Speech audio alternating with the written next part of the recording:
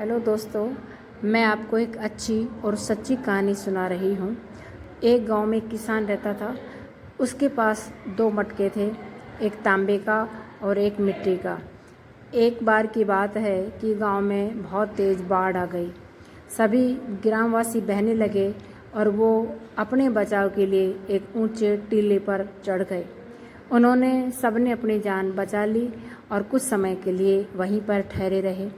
लेकिन उनके घर का जो सामान था वो बाढ़ की चपेट में आ गया और बह गया। जब सामान बहने लगा तो उस कुम्हार के दोनों मटके भी पानी में बह गए। पानी में बहते बहते, क्योंकि वो दोनों मटके एक घर के थे, तो आपस में बातें कर रहे थे। उस तांबे के मटके ने मिट्टी के मटके से कहा, देखो, तुम मिट्टी के बने हो और वैसे भी कोमल हो। थोड़ी सी चोट में तुम टूट सकते हो, तुम्हारा विनाश हो सकता है। और एक मैं हूँ जो तांबे का बना हूँ, कठोर हूँ, मजबूत हूँ, छोटी मोटी टक्कर सहन करने के काबिल हूँ। इस बात को माटी के मटके ने समझ लिया कि इसके भाव क्या हैं। उन्होंने उसको कहा, मित्र, तुम मेरे एक दोस्त हो और आपको पता है कि वास्तव में मैं मिट्टी का हूँ, कमज़ोर हूँ और मुझे थोड़ी सी किसी की टक्कर लग जाए तो मेरा विनाश संभव है।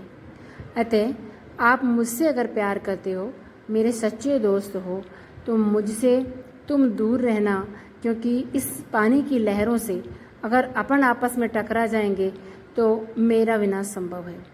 इस प्रकार उस तांबे के मटके की समझ में आया कि चलो, ये मेरा दोस्त है और मुझे ये कह रहा है तो इसका आग्रह मैं स्वीकार करूं, और वो उनसे दूर चला जाता है।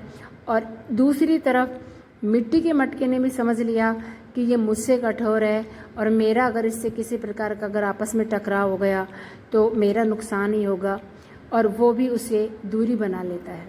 इस कहानी से शिक्षा मिलती है कि अगर हमें अगला व्यक्ति नुकसानदायक लग रहा है तो हमें हमेशा उससे दूर रहना चाहिए और अपने आप को सुरक्षित रखना चाहिए।